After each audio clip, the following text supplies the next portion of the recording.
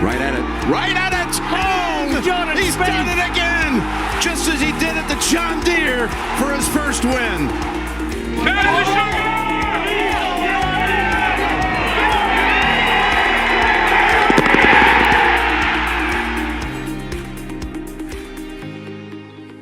Morning, good evening, good night, wherever you're listening to. This is an episode I never wanted to do, but it happened. To go get that podcast is back, and it's another year and another Masters gone by. Um, a lot to talk about. The sport as we know it has changed completely. Um, it's only the second career Grand Slam that in the last 50 something years or whatever. Um, it's I have a lot of takes. There's a lot to talk about in terms of Spieth. There's a lot to talk about in terms of Rory. Um, but I'll let you guys give your opening thoughts first. Excited to be here. Ha ha ha. We are yeah, I mean we'll get into it more and I'll wait to drop some of uh my takes until we get moving through this a little bit, but what a week.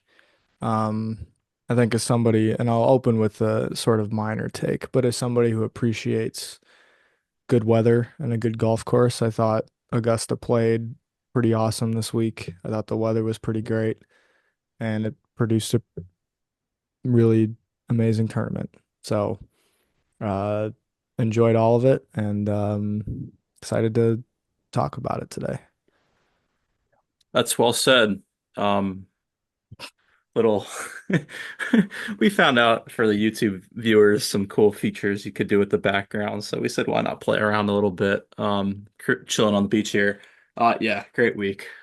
We say great week a lot, but I mean, this is a very significant Masters, for the history that was done and just the finish in general. It has been a long minute since we've had a Masters down the stretch that's, I mean, just had excitement. And then this one just blew everything out of the water in terms of the ending. I mean, the winner, the way he won, just you can't really. I mean, if you like Rory, you don't like Rory, but it's really cool to see history. I mean, the three of us have never seen a Grand Slam, might not ever see it again. Really cool to Well just see said. history. Yeah, I mean, really cool to just see history and just. I was at the gym with 9 holes to go. Rory was up 5 shots, and I'm like, this is over. Oh yeah, And then I'm racing home to watch the end. So yeah, kudos to him for making it entertaining down the stretch. yeah. Man, uh, if you're a Rory fan, there are plenty of receipts you can probably pull up that belong to myself. Um, I think I said that I was going into the day. I didn't think he'd get it done. Um, the way that it transpired and played out was it's one of the best golf tournaments you'll probably ever see. Just the way that it played. I mean, there's something about I got my roommate into golf a little bit this year just because we've been betting on it, and he was just blown away.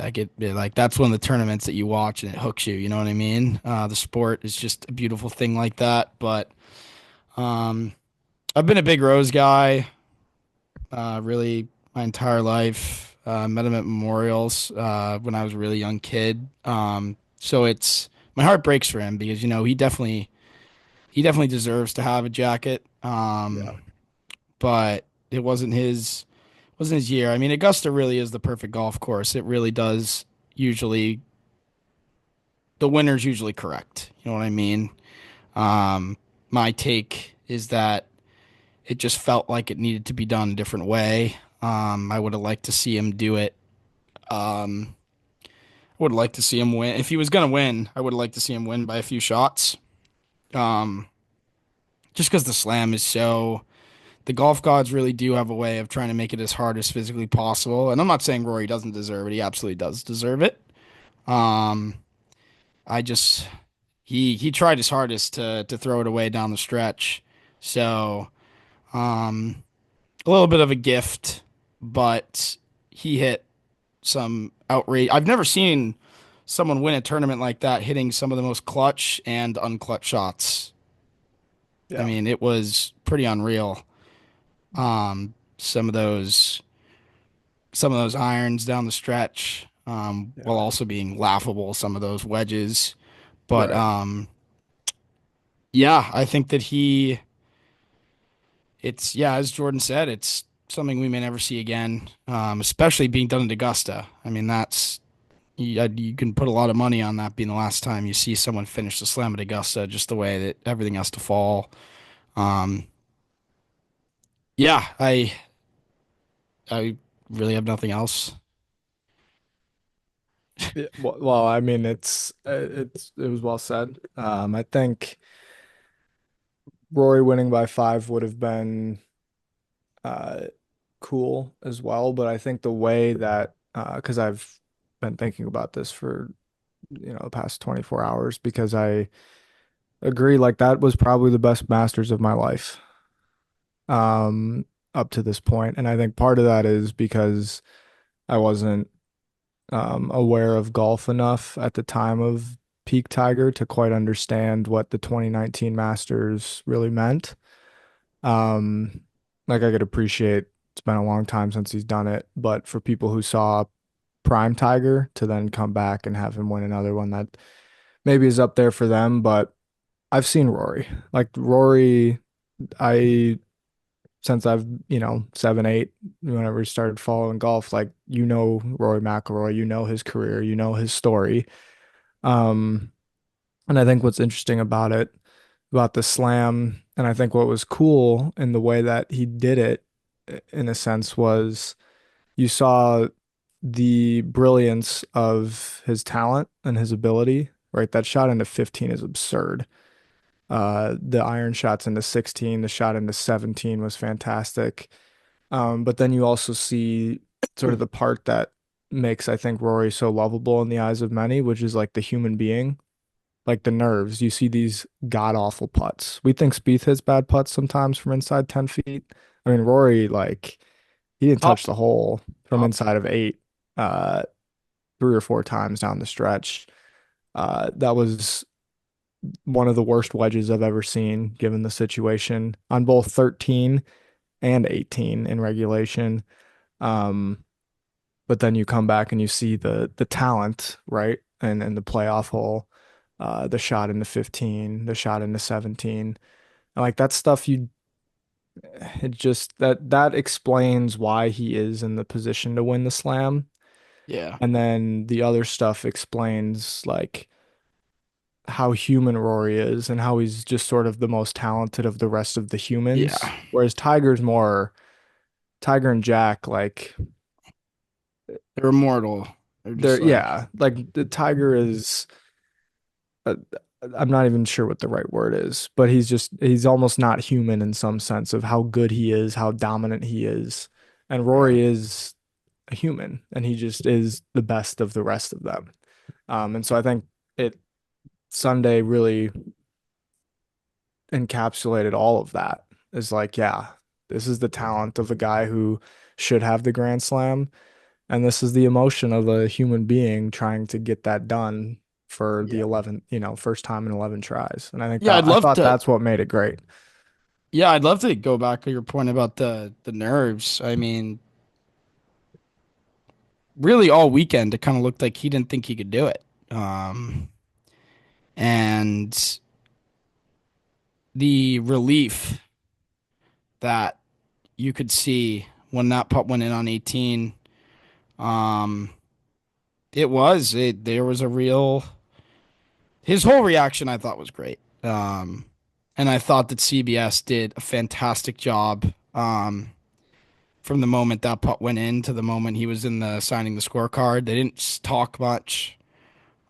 They just kind of let the crowd noise in and held the camera on him. I thought that it was you could just tell that he couldn't even find the emotions. They just kind of like you can't fake that.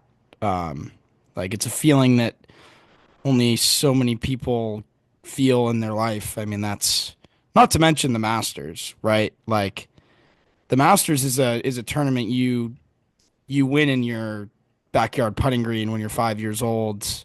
We don't even think about. We haven't even really thought about the fact that, I mean, the green jacket is something that he probably was his main goal his entire life. And it just happens that's the tournament that gets him the slam. But I mean that it just every time it looked like it was over, it wasn't. And then finally it went in. I mean, how do you deal with that wedge shot on 13? I mean, how do you make double there, watch Rose make birdie on the leaderboard and bounce back from that? It really is incredible. I like that feeling. It's probably a similar feeling to what Spieth felt in 2016. It's just like, what are you gonna do? Even that double on one, like lead's already gone. I mean, it's got to be tough to not think about the bigger picture in that moment. But he stayed in his bubble, um, and it was a little bit of an insight into the human side of him because, yeah, as you're right, like Tiger was always such a killer. He was such a um, I don't even know the word, but Alpha. uh, what? Alpha. Yeah, yeah, he was. Unlike others. So yeah, it sets the stage for the next career Grand Slam to be won at Oakmont when Mickelson will get another chance. But until then, it's Rory's year right now. He's this could be one of the better seasons of our lifetime if he could pick off another major because he's already got the players and he's already got another win. It's pretty the talent he's showing right now is ridiculous. I mean, the golf's just so good. Yeah. No, it's his year. I don't think anyone's taken that from him. I think April 14th, recording this podcast, he can't lose it really unless someone wins three majors to have a like I'm just looking at not as like it's a slam year. It's just like they had a bet they won three majors, he won one. But to compare Spieth to Rory just for a minute here, just thinking about some of the poor shots that Rory hit yesterday, the wedge on 13. Um, I think back to the quote that Spieth gives quite often of how he's like getting back to his DNA and he's got to hit 30,000 balls to reverse the trends of all the bad habits he's had. Rory's entire career has gotten crap for his wedge play. And I think, the wedge on 13 really speaks to, there's still some bad, juju there, some bad habits that he's still dealing with. And it came out at the worst time, which makes sense. I mean, the pressure was the highest. It's easy to revert back to old habits. Rory's got a lot better with his wedge play, but as we saw in 18 yesterday, 13, there's still that, bad one in the bag. And it's just that kind of what Spieth says, like you got a bunch of bad habits, you got to continue to reverse them. And obviously Rory still had him in the bag. But yeah, I'm thinking here on this podcast, Dan kind of said like best Masters of his lifetime. I don't want to piss anyone off, but I don't even know how you put the Tiger '05 chip over to Marco over this. I'm sure some older watcher in the comment can, get at me and, this and that. And I was '05 really that much better? I mean, we had everything yesterday. We had guys making runs. We had Rose shooting 66. We had a five-shot lead turn into none. And no, well, he was trailing at one point. I mean, I don't know if '05 was like a two-man race, but yesterday definitely wasn't a two-man race. I mean, there were probably four to five players that had a decent chance at the time. And it was just cool to see some really impressive shots. And then it was cool to see kind of the polar opposite, just some awful shots and the pressure of, winning the green jacket.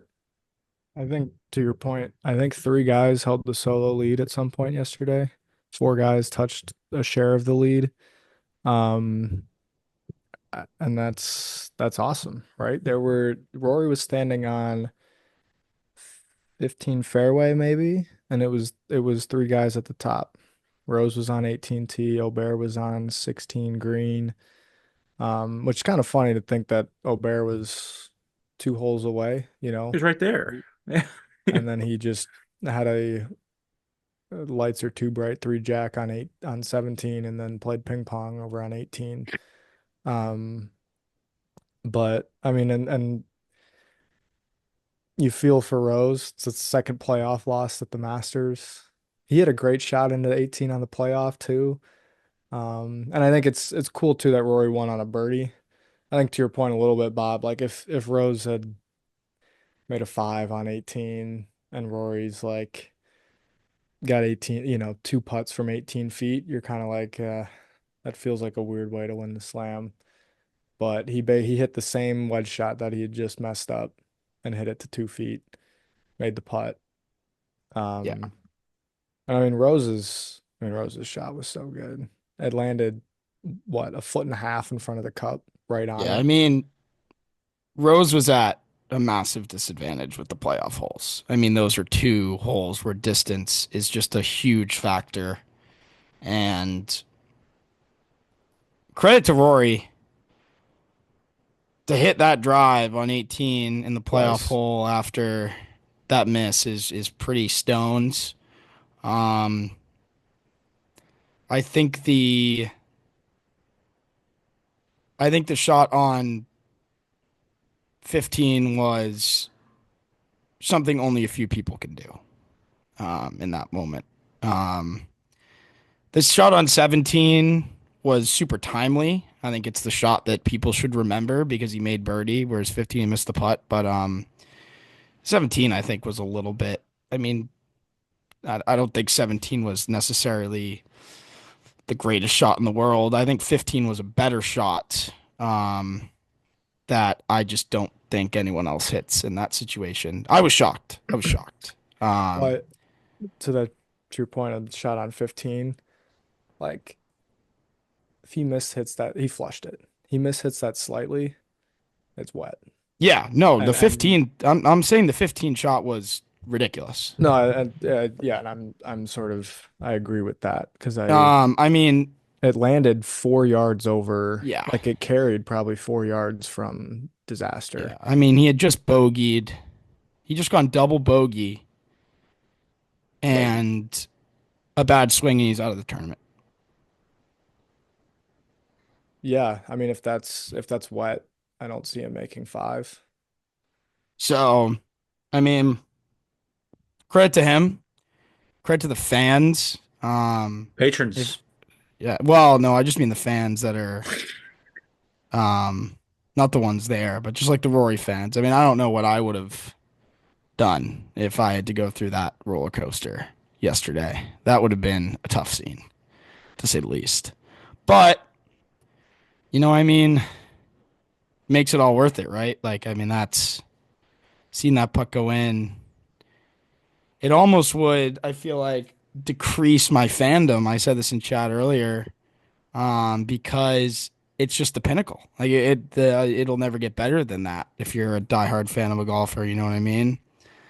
But that shot on 15 is a shot that I was blown away by. I didn't think that was in the bag for him at that moment, given what was going on.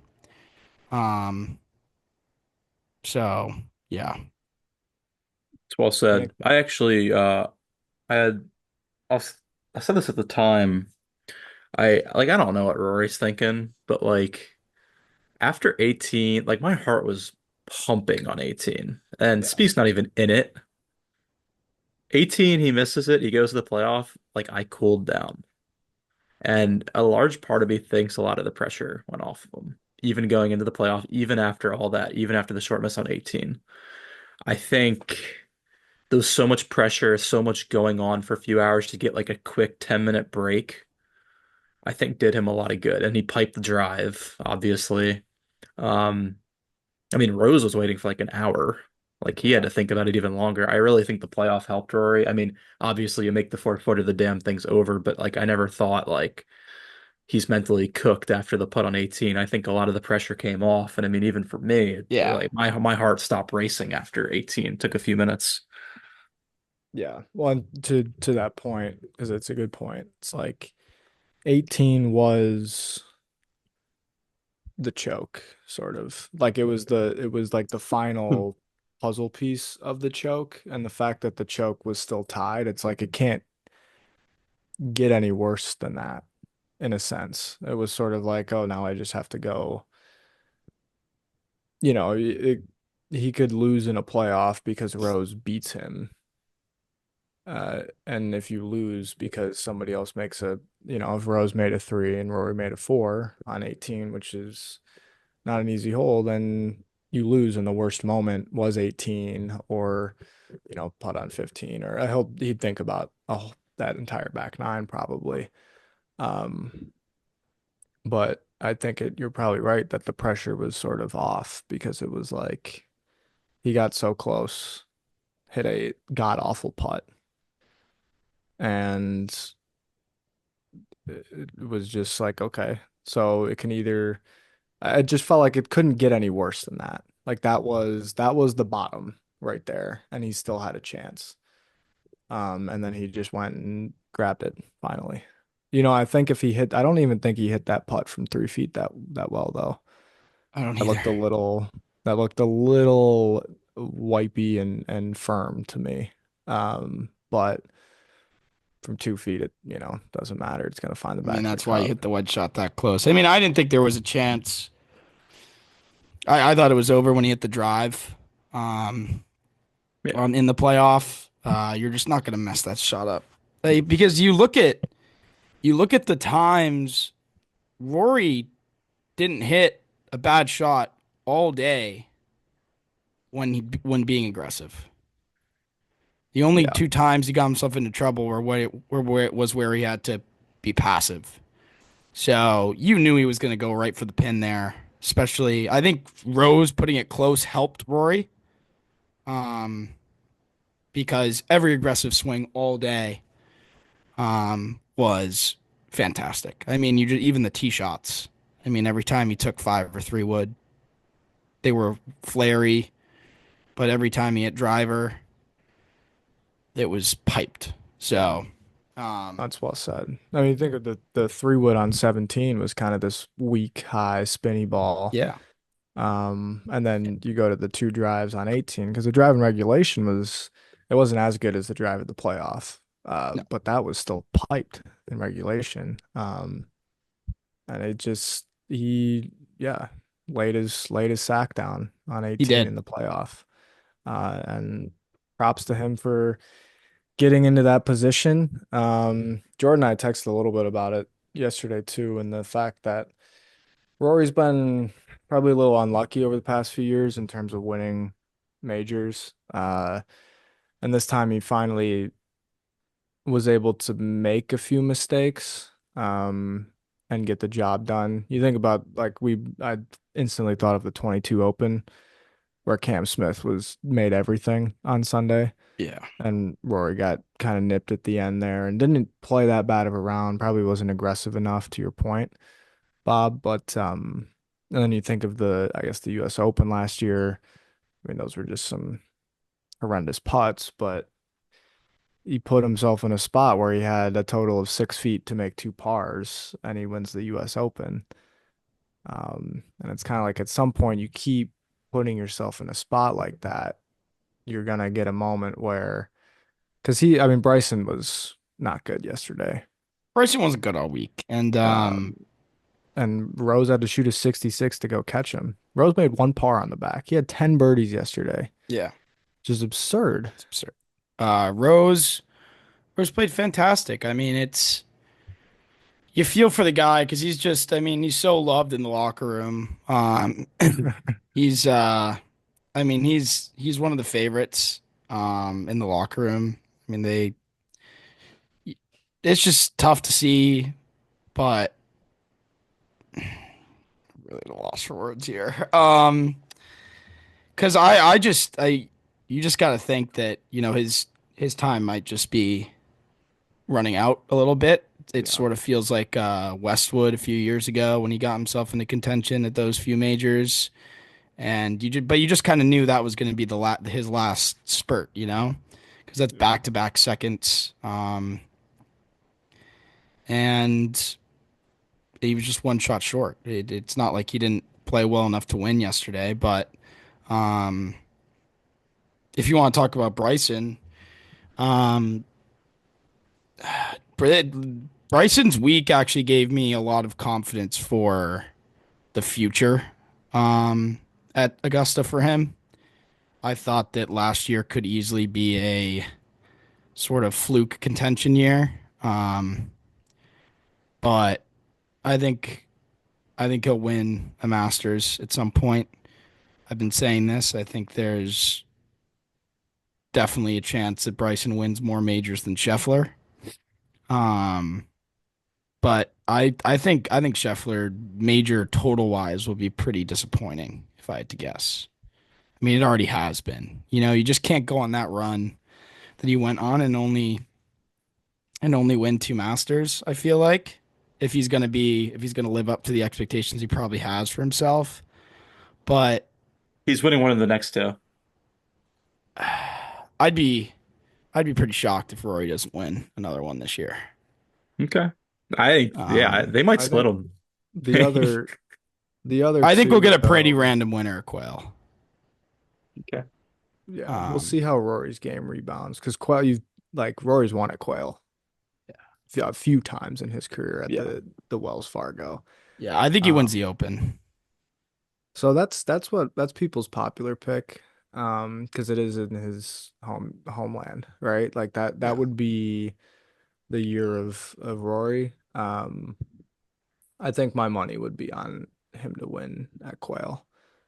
Uh, because yeah, he's back in action in 2 weeks at the Zurich with Lowry and his Sunday yeah. Thanks 81. for Lowry's Sunday round. I mean that'll be, Rory will get right back to it. But I mean, Bryson, I didn't expect him to contend this week, really, or just like at last year felt more like he's just playing well. But I think he's starting to figure out Augusta because he didn't hit the iron shots very well this year at all. And ultimately, that's what kind of cost him because distance control on a course like this still reigns supreme. But he gets a Masters where it's a little bit softer, maybe a little bit cooler, and we're not full throttle into the ball rollback and all that kind of stuff. Like, yeah, Bryson it could be a Masters where everybody's around 2, 3, 4 under and Bryson's at 10 because he just hits the ball farther than everybody. So it is. I mean, he'll be live at the rest of the majors too. Portrush may not be his best fit, but Quail certainly is a fit. I mean, Oakmont certainly a Bryson course. Yeah, I Um, really like Bryson. I think Oakmont. I think that's probably our best chance to see Rory and Scheffler not in the picture. Um, I think that Oakmont, you just have to be you just have to hit such good putts because those greens are just that hard. I don't If Rory hits the putts like he did this week, I think he'll really struggle at Oakmont. I mean, Oakmont's probably the only course in the world besides Augusta that maybe breaks more inside of 3 feet. Um, so it's just going to be tough. I think. I mean, they could contend. I'm just saying that's probably our best chance to not see it. I don't see a way Rory doesn't top 10 at Portrush and Quail.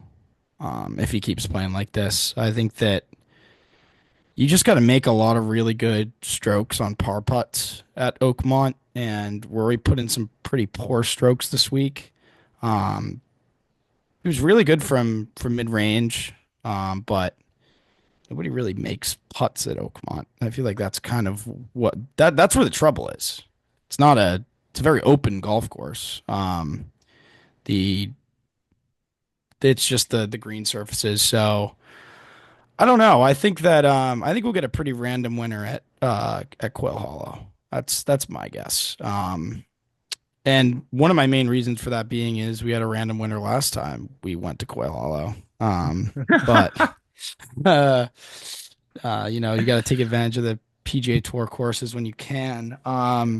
Quail feels like a leaderboard that's like 12 dudes are within 3 shots going into Yeah, Sunday, which and kind like of, one of those dudes is like The Billy type of Horschel or the type of PGA Spieth needs.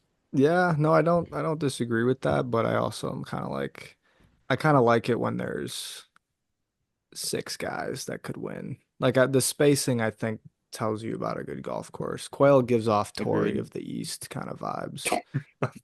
I'm not a huge fan Um, of Quail. Yeah, Wow. Wow. Tory of the which East. It's isn't, phenomenal. it's a better course than Torrey, but like in terms of the leaderboard it's gonna get, it will probably be very similar to not necessarily like in terms of course fit, just like the way that it's bunched. And I think this week confirmed to me that I kind of like not bunched leaderboards. Um, like it was cool to have a little bit of separation and see Rose make the comeback and see a few different guys get into it. Part of that's McIlroy let a few guys back in, but and I love that we're talking about all these majors because I think Rory winning this one and this one being as great as it was kind of sets the table for a lot of excitement at the last 3 majors. Because I think you're looking at it where it's like, yeah, Rory's got arguably the 3 biggest events of the season under his belt. Um, and 2 more of the majors are at places that he should feel pretty good about winning. And then once he's certainly not a course fit. Um, so you look at the potential for Rory to go on a run. You look at a guy like Bryson playing good golf. Scheffler's obviously still playing well. And just yeah, I don't know. I get excited thinking about what's next in Charlotte and Pittsburgh and over the pond at Port Rush. So, but yeah. hopefully Mr. Spieth can work his way into a few of those golf tournaments that add just a little bit of seasoning to an already elite kind of setup here. But That's great transition. thank We've you. talked Rory, we've talked Bryson. We haven't talked the man of the hour, Mr. Jay Spieth. Certainly wouldn't say he's the man of the hour, but Yeah, man of our podcast, I guess. Unfortunately, kidding. T14 this week at Augusta. Woo! Uh, yeah, it's the Love second that. straight green box on the Data Golf page. Second time, first time the series done that. So, Yeah. Do we clap or we'll no? get no, absolutely not. But we might get in. I think in the RBC we'll get into this, and I want to talk Masters, but just one thing with the RBC. Think he's starting to trend a little bit. I'll leave it at that. I'll talk about it more for the preview. But yeah, T14 drove it. He missed 8 fairways this week, I think. 8 fairways, drove it at an elite level, putted it in an elite level. Short game was respectable. Wasn't great, but I mean, did kill him. And then the approach play, a disaster. Um, Yeah. just it took him out of the tournament on Friday. He spoke with the media, I think, yesterday, and he's like, I was done after 2 days. And yeah, it was all the approach play that did it. Did him in, put, yeah, was it 2 balls in the creek? Well, no, it was one in the azaleas and one in the creek on On 13. 13. Yeah. Yeah, You take so that, you take the, I don't mean to cut you off, but you no, go take those ahead. off and you're looking at a below average week slightly, and it looks bad. And I don't think it's quite that bad, but it's certainly not close enough to being good enough. Like I think he was third in putting and third off the tee. And that's a formula for a green box pretty much any week. But it would be considering what we saw in Phoenix and what we saw in Tampa, kind of like, dude, you can put together that at in Harbor Town with kind of what we've seen from Mr. Mills, especially this year, who's, by the way, is probably, I mean, the driver's been so great, but voter fatigue, right? Sort of the Jokic thing. Fatigue. Why Mr. Mills is for sure the MVP of the season so far. I mean, that was the first major he's putted well in, and I mean, Yeah, I mean that putting in, we might 23 have Masters. that putting and we might have seen a win in person at Pinehurst last year. say actually, would we? I wonder if we would have. Yeah, I'll I'm gonna dig. run the Sorry, math real quick. yeah, Make you sure. keep. yeah. Regardless, while you look at that, Dan, because I would like to know. I bet it's close. I don't think it's that close, but let me like There's I think he's right there. Anyway, there's sorry. I don't know. I mean there was a lot of. we might be close. It was nice to get the putter working in a major. I'll start there. He finished a That's T3 based on the quick math at well done. Pinehurst, by the way. Um, Sorry. it's just got to be just some of the decisions are really, really unfortunate. The mindset that he's going into rounds with is just not a mindset you're going to win with. I mean, I thought the mud ball comment was pretty poor. Um, just can't be that. Like it's everyone's getting them. Um, Yeah. if you see mud on the ball and immediately complain about it in your head, then the shot's already been hit and it's not a good one. So I just too many things make him upset. And I think that really costs him. I don't think it's technical at all anymore. I'm pretty much off the technical side. I think that the swing looks good. The positions are good. The play's got to be better. The shots have to be hit better. Yeah. But I go back to that shot on five, um, on Sunday. I mean, like, what are you doing? Almost falling to your knees when you hit it to 20 feet. I mean, I understand it was 1 foot maybe from being 10, but like, it's just a horrible way to look at the round as a whole. And I think I cost him. I think it costs him all the time. I think that it has to be perfect or else he puts himself behind the eight ball. Um, and it's just not what I really want to see. I think that he's usually been pretty good over his career being patient at Augusta, and I just don't really think he was this week. So that's the negative side. There was a lot of good. I mean, he's short game was fine, putting was great, driving was fantastic.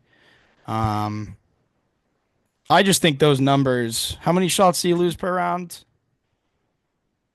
Just over one. with the He adjusted. with He the was worse than irons? the field who made the cut. Yeah, I Still? think he probably Yeah. he probably cuts that in half with a better mindset. I think. That's my guess. I don't think the position looks that bad, and he hit some fantastic shots. There are just some really poor ones, but like that shot on 13, like maybe that was mud, but you also missed the center of the club face by like 3 inches. So we'll focus on getting it in the center of the face, and maybe the mud takes it into the bunker. But Yeah, the I mean, first it's one on just 13, I assume was the one the Azalea ball. yeah, but it wasn't a good swing. So the mindset's what really bothered me this week. I think Greller worded it perfectly when he said get over it. I mean, the way Rory rebounded from some of those mistakes yesterday, Spieth just doesn't do right now. You know, like Spieth makes double on one, and you know for a fact he's not birdieing three. So That was a great birdie on 3 by Rory yesterday. it was But to that was that a tough pin, hole. toughest pin Tough on hole. the course, yeah, for the hole. You said it well. That's one of the best. That's one of the best pins in the world. Yeah. Um, yeah, No, it's 350 yards of hell. yeah. I mean, played over par. Whenever you see 350 playing over par, I mean, that tells you all you got to know. Thinking Spieth, yeah, big shout out to TP Mills. it's kind of funny. Like when he's putted well this year, he's putted really well. There hasn't been like a good week. It's either great or bad. Um, which is interesting. I guess Valspar was pretty average, but besides that, it's been great. I mean, he's putted great at Phoenix, Valero, the Cog, the Mat. Like it's fun. I mean, I was looking at the stats going into I think Sunday, and he was like 1.3 shots better per tournament with the putter this year, and it's exciting. Yeah, he's nearly wow. Yeah, he's nearly 2 shots better with the putter per tournament this year so far. Yeah. It's fun to watch. I think Dan kind of said it well. It's the MVP of the season so far. A little bit of photo fatigue with the driver, and the driver hasn't been as good this year as last year. I mean, that was a pretty high bar reset last year, but it's been far from bad. The putter's just been the one part of the game that's kind of taken a complete 180. Now, Yeah. can he keep it going is the question. I'm still far from thinking he's a good putter again. It's can he consistently continue? Because the thing is, it's kind of fun. If you can consistently be a good putter week in and week out, the approach play is gonna get better. It can't get worse than it was. I mean, Dan said he was last among players that made the cut. That'll get better. And I don't expect him to putt this well every week, but if, a little bit of reversion here, reversion there, it should still average out to be a better score at the end of the week. If the approach play can, catch up to it, which I don't know how easy of a fix that is. I mean, we obviously saw what he's capable of, Yeah. but I was asked on Instagram, like, how close is he and to being really good? That's a Cameron McCormick and a Jordan Spieth question. I don't know how easy the fix is to getting from last in the field to, Yeah. top 10 by week's I mean, end. I said that um I said that the mindset was what bothered me, but it's the gap between Rory and Spieth is so large in terms of the golf at the same time. I mean, it is so large. Um, because you're not going to play perfect in golf tournaments. You have to be able to make the amount of mistakes that Rory made and still be that good on the other holes to make up for them. And it's just a big gap. He is very far away from where he was in when he was winning, um, which is unfortunate because you want that Rory season, right? Like you want to be in contention every time and let the wins fall where they do. Um, and it just seems like it would be really hard to imagine a 2-win season with this. It feels like you could get one somewhere when the stars align, but a 2-win season seems just far, like extremely far. Far-fetched. Yeah. I think uh I mean comparing Speed to the best player in the world right now is it, that's just a tall order. You're not going to be happy with what you see on that comparison if you're a Speed fan, but the um approach play is interesting, and I think it's the main reason for the gap right now. Obviously, Rory flushed it this week, didn't make a lot of putts, but putter's the great equalizer, and if you can keep it rolling, it's now 2 straight weeks of some really good putting. And we'll see if we can get a third straight. Then, yeah, you'll be around, you'll be in the mix, you'll be in the hunt, and kind of Yep. figure it out from there. Um, I think he was a little. I think sometimes the common miss is that, or the common sort of swing miss, not the result miss, but I think he just gets a little stuck, looks a little behind, and so either the draw is starting right and not kind of turning over the way that it should, or it's uh-oh, I'm gonna start this right of my target, and then it's a quick flip of the hands and you get the pull long left. Um, I don't know how doable that is to fix, but I don't think that there's multiple misses going on, and that's what the draw. I mean, he was swinging some hooks in this week on the tracer, and maybe some of that's some mud balls and some of that's just technique or whatnot. But also, and I'm curious because this mindset stuff is kind of interesting. Like, I wonder, and not that this is an excuse, but I wonder if he gets frustrated because he thinks he should be hitting it better. And so I think he believes that his swing is in a better spot than the Yeah. results show. And so when the result is Yeah. not close to what or it's, like he thinks he makes a swing that should result in an 8 footer and it's 25 feet. And he just, there's a frustration that comes with that. And I think that's kind of what you were talking about there, Bob. I don't know Yeah. how far we are from having that kind of be out of the bag, but I have a theory. I think I texted you this. I think he thinks he's probably 85% of the way back, to be honest. And the results aren't even close to showing that. I think he's playing a lot better than it's funny because you kind of look back at Pebble and for the most part, I think I mean after Pebble, he's like, is that good? He hits it 30 yards right at target. Like most of the time, like he's posing. Like I think he thinks the results like I think he thinks he's making really good swings for the most part. And he noted there's a swing or two that's still not there, and that's why I'm saying he's 85% back. Because I think he clearly feels really good with the putter right now. Obviously feels good with the driver. I don't think he feels not good with the short game. It's just when does the results begin to kind of show with the approach play? Yeah. I think you said that well. I think that it's just tough though because it's a really interesting career outlook. I mean, it's very rare that you do what not only do what he did at such a young age, but then struggle to even find a semblance of that 10 years later. Um, so I think that even though the swing has changed over the years, I think that maybe he's trying a little too hard to get back to that golfer, which yeah. may, frankly, be unachievable.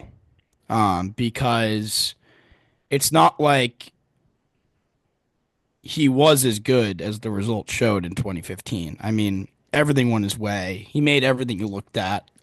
Um, He lost the PGA. yeah, that's true. That's true.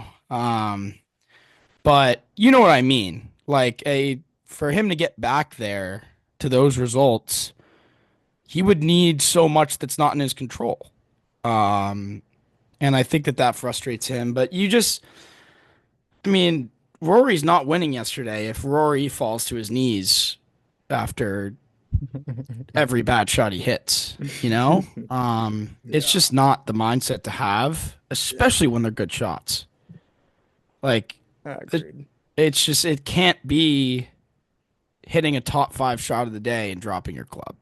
Yeah. Well, and I think that's kind of the point is like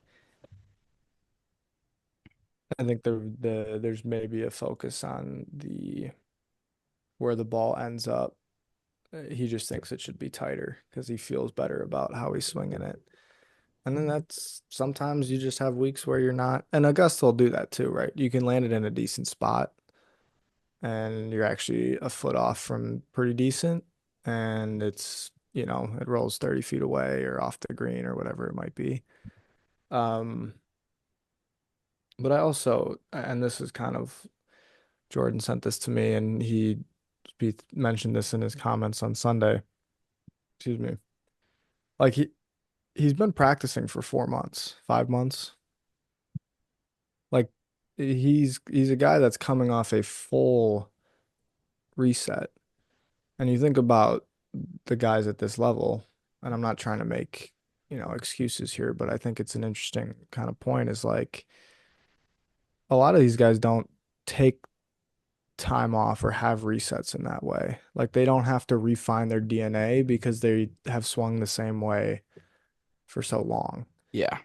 And Spieth's, I don't really like that he's trying to refine his DNA or whatever. I'd rather just have him take what he's got and build something that with who he is now. Um, and it's somewhere in there, there's a really nice balance down the road, I think, of hey, this is some stuff from when I swung it great then, but this is how my body is now, and this is some things that I do really well now, and together this creates something pretty elite.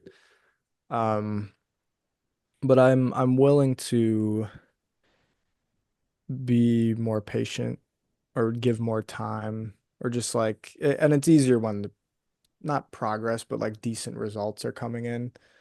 Um, because you're kind of like, yeah, you did have a full reset. You did have to change things up. You didn't get to practice. You're doing this is probably his like sixth different swing in the last 6 years, Yeah.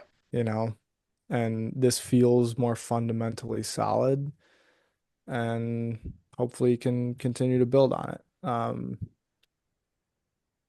So in some sense, it's nice that we're getting what we're getting, and it's way better than last year.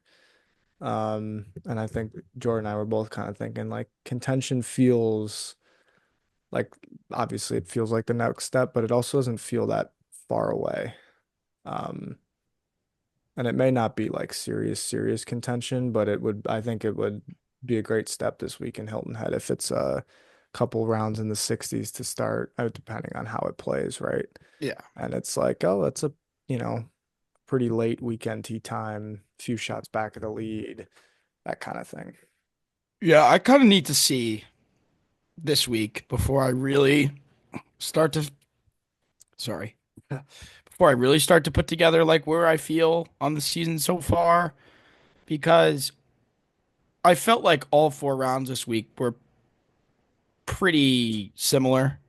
They were all pretty good. They were good rounds. There weren't any great rounds. The problem for me is when he was in the tournament, it was 73-73. When he was out of the tournament, it was 69-69. And the rounds weren't that different. And be it a swing here, it cost you two shots, or maybe just a few more putts don't go in. That wasn't really the story this week, but it's just it feels like he almost just makes it too hard on himself. Because you know, I just don't know how he didn't break par those first 2 days. It was good golf. It wasn't great golf, but it was good golf. Um, and yeah, the double, or I guess he bogeyed 13, um, but the double on 10, like that can happen once in every 5 or 6 tournaments, but that's a twice in a tournament occurrence for Spieth, a mistake like that. I mean, you're in the middle of the fairway. It was just overcomplicating shots, making the errors worse than they need to be. And it's just like I don't think it's pressure. I don't really know what it is, but there's something about being in the golf tournament that changes the way Spieth makes decisions. Um, because it's just it wasn't that different. I don't think Thursday and Sunday were that different in terms of the golf, but the scores certainly were. Yeah. I think it's maybe slightly decision making and also just execution. Like Yeah, but it's it's also easier. like it constantly that happens a lot. There's a Yeah, pattern but here. to your point, like the lights are brighter then. And then Yeah. I think it's the decision making is um maybe the targets are more not precise, but just like the downside of the target on Thursday and Friday is maybe higher or lower than the downside of the target on Saturday or Sunday, or the pressure of or the expectation maybe. It's like I think I can shoot a 69 today and oh, it's not going to be a 69 and it's going to be a 73. And I'll give him some credit for scrapping. Sunday was one over what did he shoot Sunday? 70. So Sunday was one over through 12, played the last six and three under, moved up the leaderboard on the weekend. You know, like that's stuff that you don't do that if you're not playing decent stuff. Um, but to your point, it's just not quite it's not quite all there. But I don't think it's too far. And I think that's fun and exciting. I'm ready to see where that takes us here soon. So Yeah, I agree. I think you put two straight green boxes up. Like, um, I think it's one thing to play great one week and then crap the bed the next, then play like that's kind of what he was on. Like he finally put together two straight top 15s. Like you got to be doing some good stuff to do that. And then obviously kind of what Dan alluded to, you take the next step after that. Great opportunity this coming week in our wonderful preview pod that we'll have out soon. Um, Give I even texted Dan. I mean, I don't want to give too much away here, but like I start to think like he can win this year. Just talking on the subject of the majors since we've covered them a lot. Let's be blunt. Spieth is not winning at Quail Hollow. He's not winning at Oakmont. No. The people that are in my DMs like he's going to be the next to do it. No, he's not. He's not. I even told Dan, and I hate to get whole negative here, like next time Spieth contends in a major, he's probably not going to win. Maybe he'll pick it off, but he probably won't. Rory, blood, sweat, tears, got in the mix. I mean, I think Dan and I were talking at his U.S. Open profile. Like he's top It's eight at absurd. like the last three U.S. Opens, or it might be even more than that. Top I mean, five, I think. he's, yeah. I mean, he's went 2-2, T5, T7, T8, T9 at the last. Like he's given himself chance after chance after chance. Jordan will win a major when he does that again. The only guy that like is different than that is like Nick Faldo, who won three Masters and didn't have another top 10 at Augusta. I don't see when Jordan, I think Dan said this at times, I think Bob might have said it as well. You typically see it coming with Jordan. You typically see when he starts to play well, like he's not one to pick one off. When he plays well, he's like, you're thinking he should contend and he'll probably win or have a chance to win. Like he's got to start doing that more. And I think the Masters was a step in that direction. I mean, second straight green box showed some good stuff. And it's, how do we, I mean, what is it? He's got nine events out of 11 coming up, nine out of Mhm. 12.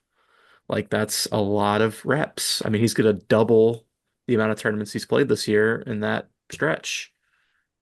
It's exciting, frankly. Yeah. And Yeah, three leading into Quail Hollow. Not that I uh, feel good about his chances at Quail and at all, but it's like a chance to progress into the next sort of alpha test of golf. Although I guess we'll see how the Truist plays because apparently that's going to be a sick golf course. looking forward to it. And of course, Ranch is in that stretch as well. So Is that that's in your cards, Dan? Could you late enter to the the Truist? Truist. I mean, that'd be a great experience. Fortunately, I do not believe it is in the cards. Um, but Sad.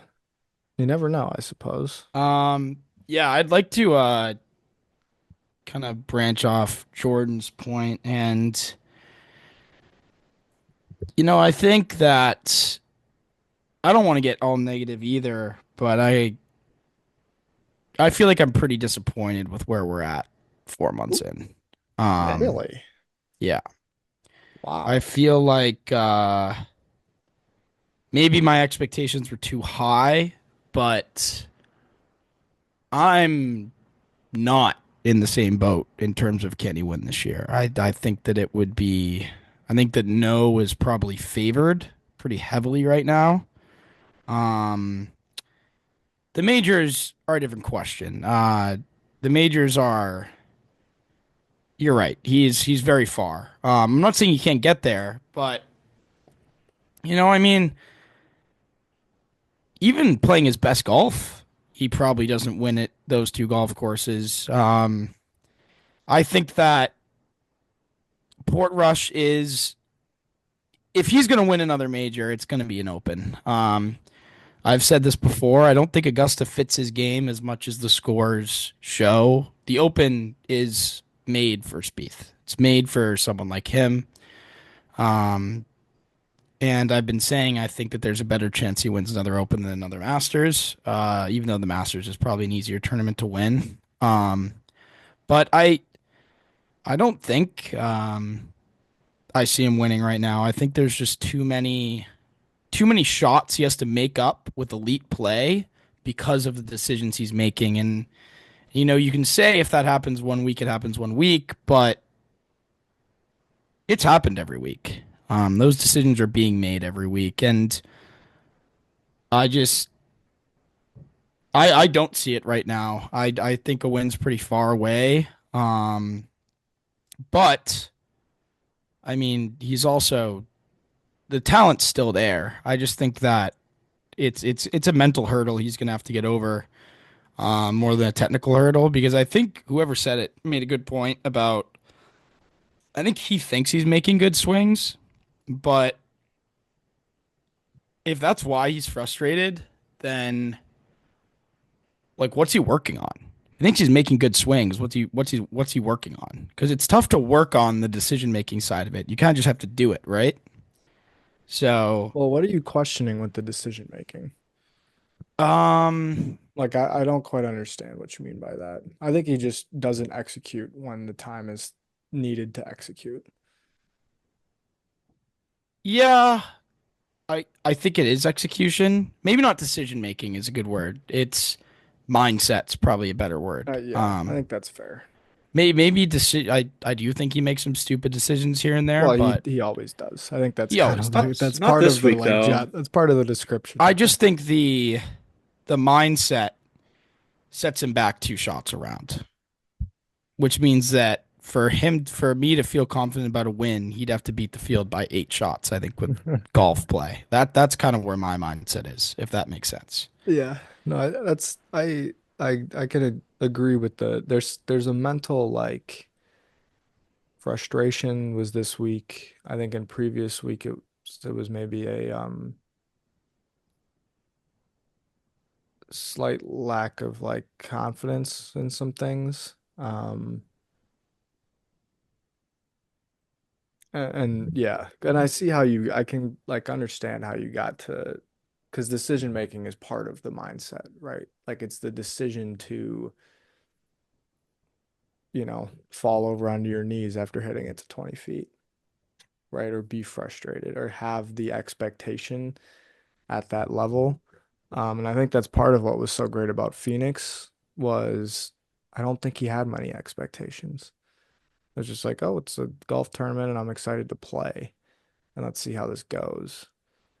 And since the swing has returned, I think the expectations have risen a little bit to the point where it's when the execution is 85% to Jordan's point of what it needs to be, then the frustration comes. And that starts with the mental and the decision making of what the expectation levels are. And I think that's what you're getting at. And I can very much agree with that. So, Yeah. um, Um, but a good stretch coming up. I mean, there's a lot of golf to be played, a lot of physical reps. Hopefully the wrist stays intact, but it's been nice. I don't think we've had a real wrist concern in the past no, since the no. players on Yeah. Sunday, maybe. So, Yeah. Um, yeah, I think that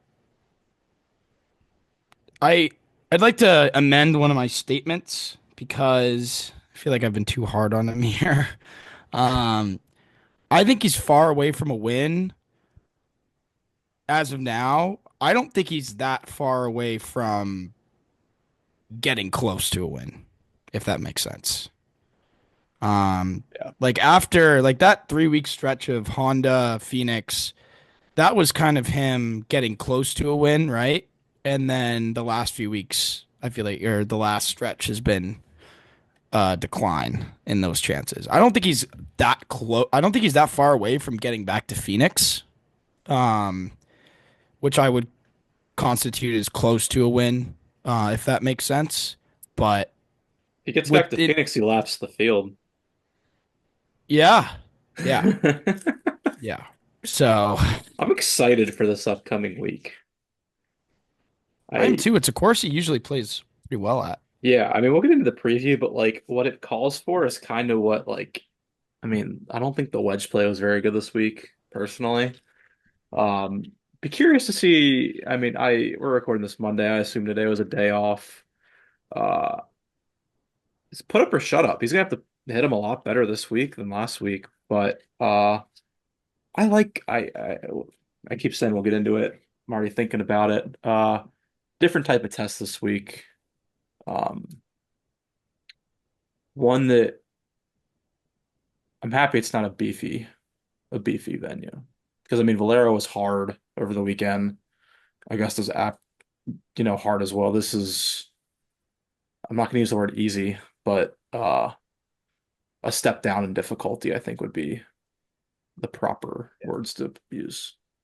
Yeah. It'll be a birdie fest. Be Yeah, a birdie fest. A lot of pitching wedges and down. That's I fine. feel the need to bring up a certain topic that has been discussed in chat today, and the more I look at it, the more it really Oh, live because what? it at first it started as a bit, but I feel like they mentioned Gene Sarazen's shot this year, and I feel like I've never heard about it before. I'll be And so honest, I'm I'm not like, even sure like what shot you're talking about. the albatross on 15 Oh. to win the slam. I'm just convinced it never happened, to be honest. I mean, it was a listen to this. It's almost too good to be to even have a chance. And my first point was like I've never heard about this before. This shot and I have a deep bag when it comes to golf knowledge. I mean, I'm constantly reading, watching golf. You run a podcast. Yes, about golf. And I've never heard about the shot before, and it was mentioned every single time someone played the 15th hole. It almost feels like the last person who was alive died, so no one can disprove it now, and they finally start talking about it. And I'm shocked because like it was a three-shot deficit. Listen to this. It was a three-shot deficit. Um, it happened immediately after the winner posted his score or the leading guy posted his score. So it made up a three-shot deficit. Um, he hit a 5 wood from like 234, which the clubs just didn't go that far back in the day. I mean, he was playing with a tree trunk. Um, and and not only that, he made another albatross to qualify for the US Open one year on 18. So I just feel like this is a massive sham and that we've all been bamboozled into thinking that this actually happened. Because there's no That proof at all. They say there were a dozen people watching the shot when it happened. A dozen. I mean, I'd never heard of the shot until you just mentioned it. Yeah. And they mentioned it You would think all that would over the be broadcast. you would think that would want to be one of the greatest Yeah. shots in golf history. I mean, I was watching live from last night and they did an entire 10-minute segment on it. And Brandel's like, yeah, that's probably a top 5 golf shot in major championship history. And I'm like, I've never heard about it before. So it started as a bit. I'm like, yeah, there's no way that actually happened. And then I look into it more and it's like there's no way this is true. I have heard of the shot. Like I know what you're talking about, but you make a fair. I mean, it's freaking 90 years ago. Yeah. I don't know what type. They apparently have the ball, I believe, that he used to make it. Yeah. I mean, Uh my grandfather has 90-year-old balls in his yeah. garage too. I No, mean, I agree. I mean, I think they call it the shot heard around the world, I think. and no one's ever heard of it. Yeah. So, I mean, we are young, but yeah, not like our parents were watching the 1935 Masters either. Yeah. But Um, it also just goes back and looks at you just look at like all the history from like then. Like who was he playing with that day? I don't know. Let me look. Let me look. What If he died in the last year, I'm guaranteeing you that it's fake. was this? You said this was the 1935 Masters? Yeah, the second, it wasn't even called the Masters. Yeah. It was the Augusta So, National Invitation Tournament. so what's crazy about that is like these tournaments in the last Kyle Porter tweeted it since the last 50 years, like 75, 85, 95, 05, 15, and 25 have just been epic masters. And now 35 has Sarazen. Was there a tournament in 45? Was that World War II? Yeah, maybe Mm. not. That's probably one of Bob Jones's wins or something like that. It was canceled. Okay. So 55 might have been a decent tournament. 65, like 55 the may have been a 75 was decent Nicholas. 55 was won by Kerry Middlecoff, Oh, three-time major okay. winner.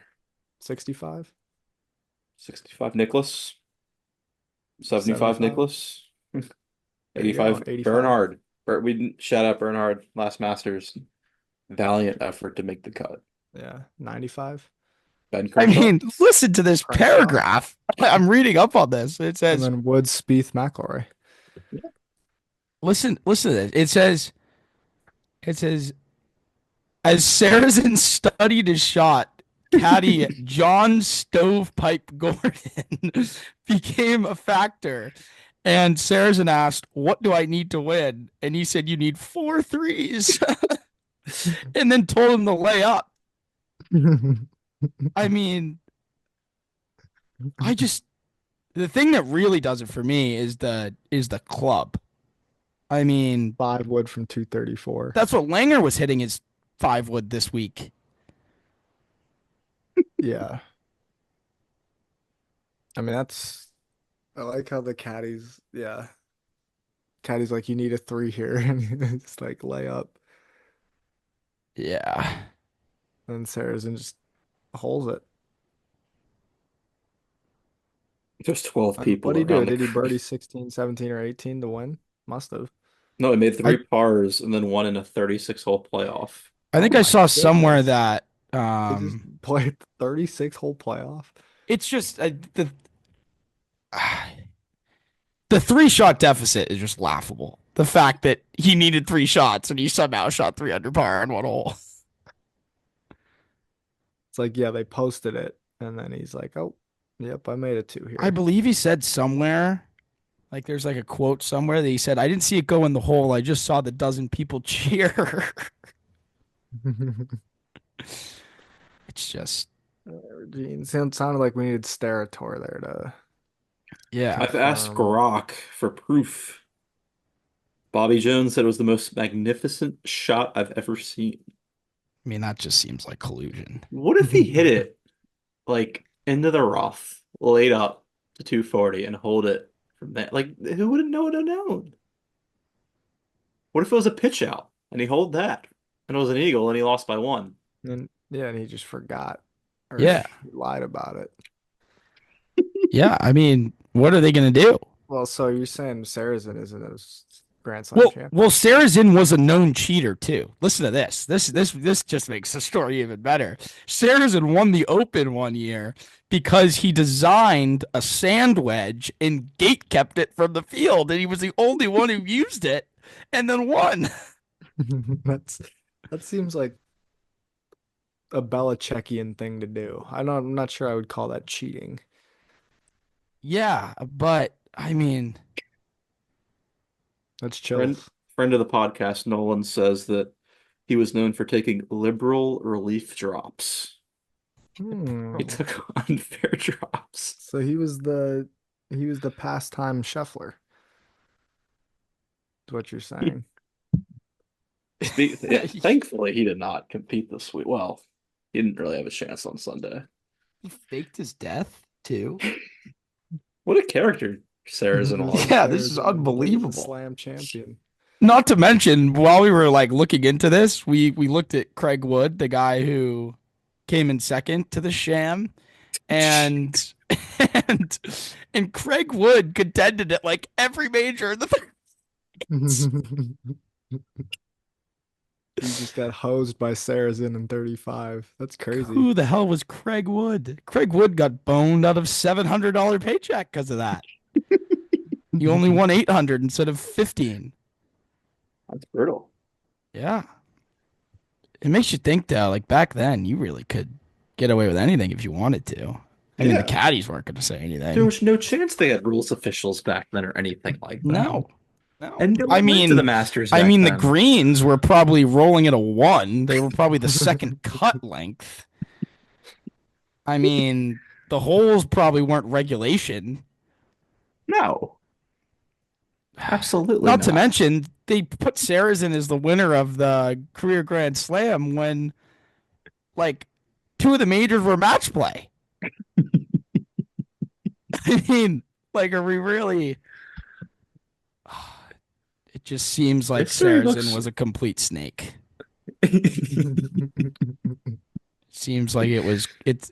I couldn't believe that they mentioned it a million times all weekend, and I'd never heard about it before.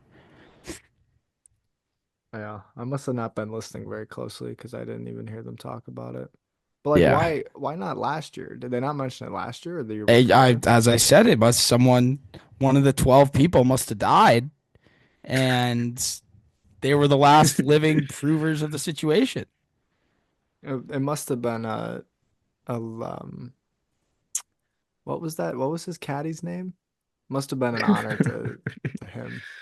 Stovepipe. Stonepipe. It Completely must have just unserious. been the word of stovepipe. I don't know. Yeah, we got to find out when John Stovepipe died. John Speaking of passing away, this is on a much different note, but the Augusta theme song, I believe David Hey, Loggins. Loggins Yeah. passed away last year. So I believe this was the first Masters without him alive, but his theme song still played on. And I hope that's just forever. I think it is cool how CBS has had it for 70 years now. It's so cool. And I know Nance is going to be doing it until for at least to the 80th year. But He's got 10 more in him, I think he said. yes, yeah, somebody tweeted they were like, man, it's sad to know that this was the 11th to last time that we'll hear Nance up in the booth at 18 at Augusta. It's like, man, only It is only 10 cool that it's, more. yeah, it's so cool. It's been on the same network for 70 years. I mean, if you're, um, I guess if you're listening, just go look at the Masters like round. They post like all the Sunday rounds on their YouTube. Go look at one from like 75 or 85. I mean, it's just so cool to see how kind of like the production's evolved over time. And Nance has been doing it for, I think Nance Long is, I time. mean, a long time. You just see the aging of Jim Nance. Not that he doesn't look good, but I mean, it's just, I think it's super cool how it stayed on the network for the same time. Like that CBS's thing. It's just such a cool, kind of a cool partnership that, has been going on for a long, long time now. Yeah. Did you figure out any history on Stovepipe? Was he also a I think he snake? was a blues musician.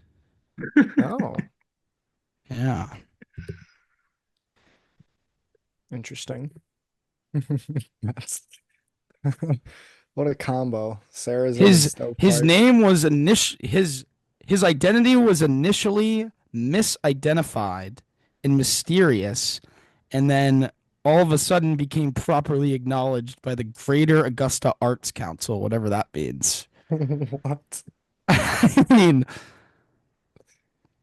yeah. He has a mural at Augusta celebrating the Black Caddies. Yes. Interesting. Yes. Oh, Per Stovepipe. Sarazen's PGA profile, his career earnings were $76,000. I mean, how many of those were rightfully earned? Probably not many of them. Yeah. He was I five foot mean, five, 5'5", 150 pounds, and he yeah, got how much out of let's him for one? 5'5" is not going 234 yards. I mean, it was freshly carved from the nearest pine tree days before he hit the ball. There wasn't a lick of metal in the entire club. I mean, there's just no way. There's just no way. It definitely was not from 234. Yeah, That there's just no has way. to be a lie. Yeah. Maybe from 134. But Yeah. I mean, Your liberal relief drops. Unbelievable. oh, what a Masters. What a Masters. You learn something new every day, I guess. Yeah, Jordan this made the was a cut this year. I think our Masters recap was a lot smaller last year. yes. Yes. I mean, I'm sure we did one, but Yeah. Then he followed it with a scintillating T37 at the Heritage. Last year was bad. Yeah, last year. I mean, at this, a year ago, we didn't, from this point on in the season a year ago, we didn't see a green box the rest of the year. Yeah. And the coolest thing we had left that season was a being T1 on Saturday at the John Deere for like 10 minutes. That was I don't unreal. I don't think Spieth will be at the Deer this year. I don't think Dude, if he skips the Scottish for the Deere, that ain't happening. come on. Spieth was chasing every single FedEx Cup point. I mean, this was a big week for him. I think he's in the top 50 now, Yeah. He's which is 44th on Data Golf, yeah. 58 in the world. Oh, underrated. I'm close to calling him a good player. Like he hasn't been a good player in my book, but I think he's like 44th in the world is it mediocre? Is it good? What do you It's think? Like, For him, it's mediocre, yeah. but it's on the better side of mediocre. Yeah. I mean, he's getting to a point though where it gets harder to move up in those rankings. Are you 'Cause kidding me with this article saying that Sarazen would take casual water relief whenever he had a bad lie? I mean, this guy is an absolutely disgusting upholder of respect and dignity. I mean, Thanks for that, Saracen, man. and Oh, Jones what's your respected him, which says all you need to know about him saying that it happened. wait, what's your source? Who's writing this article? Danny Rapp or something? Like, what's the? I don't know. I mean, this is crazy from Saracen. Ridiculous. I had another thought about rankings before we Yeah. completely lose the plot here.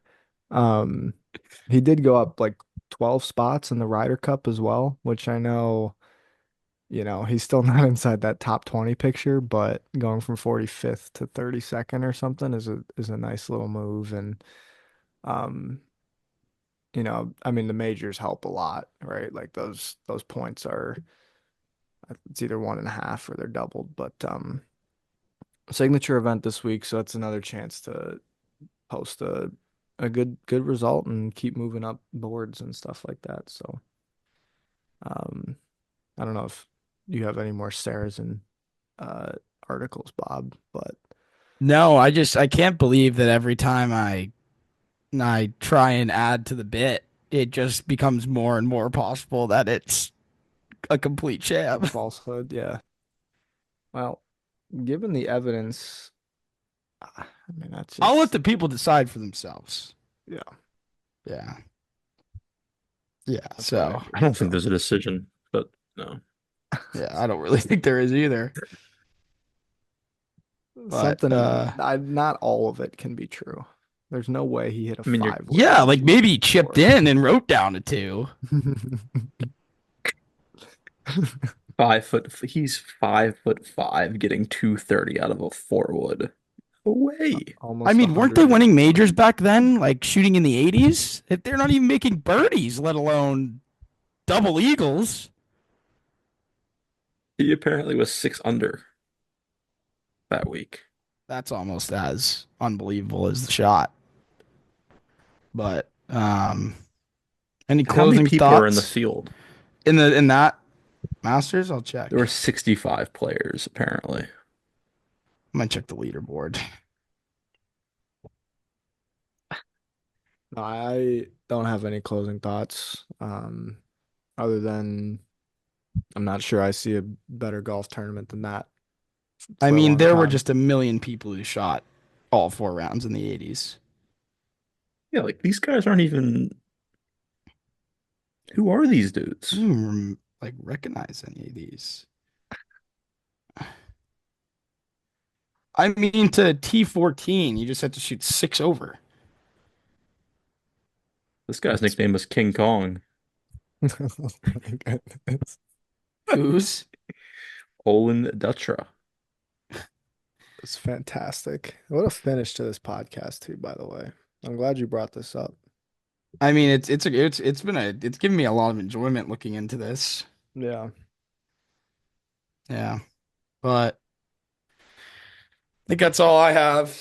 I'll bring up Saracen again next episode if I find any more incriminating evidence. But Search continues for evidence. the search continues. Well, next year I'm gonna have to shift my focus from keeping the slam from Rory's hands to making sure everyone knows the truth about this Saracen guy. Well, There's a that's guy. that's like the interesting thing is like now what do you talk about at the Masters? Because Rory got the slam. So It's now got to be it's that there's is there's still Sarazen's only legit? five. I don't think we can credit Saracen with the slam after all this. Uh, I mean, Detective Blue, Yeah. I you know, when Brooks wins the Open in July, we'll be talking about the Brooks potential slam. Yeah. yeah. But And we'll be talking about speed. I mean, well, that's I what's also most just important realized every I had Masters. this whole episode with a pirate hat on. Just a Arr. nice touch. Completely unserious. If this is the first time you've watched the Go Get That podcast, you were in for a real treat. Yeah. Yeah, If you welcome made it this aboard. far. Yeah. Welcome Yeah, if aboard as you've made Bob's it wearing this a far. Pirates It's hat. funny because usually we tell people to just stop listening 10 minutes before the episode ends because it's just us jibber jabbering, but now I feel like the word needs to be spread. I hope people do listen. The Yeah. word needs to be spread. But Justice. it's all I got. Yeah. Yeah. See y'all in the RBC preview. Yes, See we will. you all. Peace. Peace.